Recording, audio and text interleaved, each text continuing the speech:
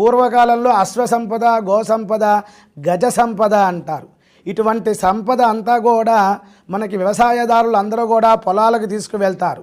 తన భార్య చక్కగా అక్కడ ఉన్నటువంటి గోమయంతో నీళ్లు చల్లుతుంది, గోమూత్రంతో చల్లుతారు, ఆవు పేడతో కూడా శుద్ధి చేస్తారు, అక్కడ కొబ్బరికాయ కొడతారు, అమ్మవారికి పూజిస్తారు. ధాన్యలక్ష్మి సకాలంలో వర్షాలు కురవాలి, పాడి పంటలు అభివృద్ధి కలగాలి అన్న ఉద్దేశంతో ముందుగా ఈ యొక్క ఆహారాన్ని ఎద్దులకి, గోవులకి కూడా పెడతారు.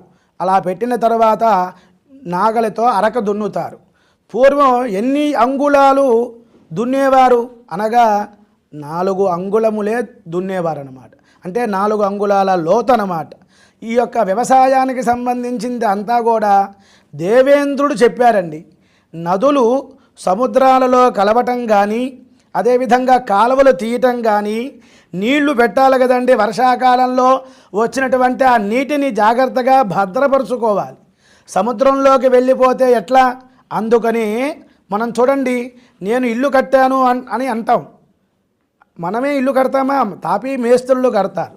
అలాగే మొట్టమొదటగా ఇంద్రుడు చేశాడు అంటే ఇంద్ర పదవి కోసంగా ఇంద్రుడు చేయించాడు.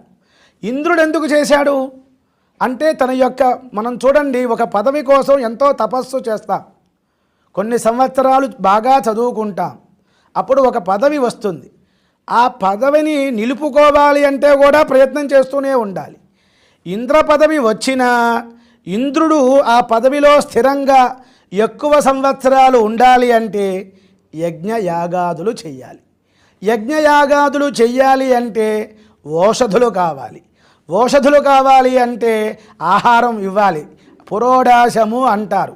హవ్యము, కవ్యము, దేవతలకి ఇచ్చే ఆహారాన్ని హవ్యము అంటారు. పితృదేవతలకి ఇచ్చేటువంటి ఆహారాన్ని కవ్యము అంటారు.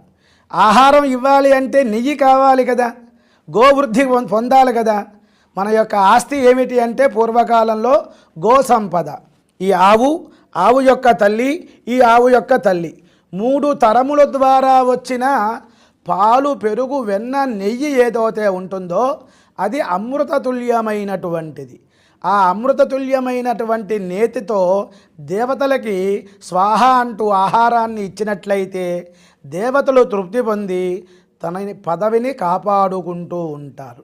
కనుక ఈ యొక్క పొలాలన్నీ కూడా తడపాలి అంటే వర్షాకాలంలో వచ్చిన నీటిని పిల్ల కాలువలలాగా తయారు చేయించి యజ్ఞయాగాదులు మొట్టమొదటగా దేవేంద్రుడు ఏర్పాటు చేశారు. అలా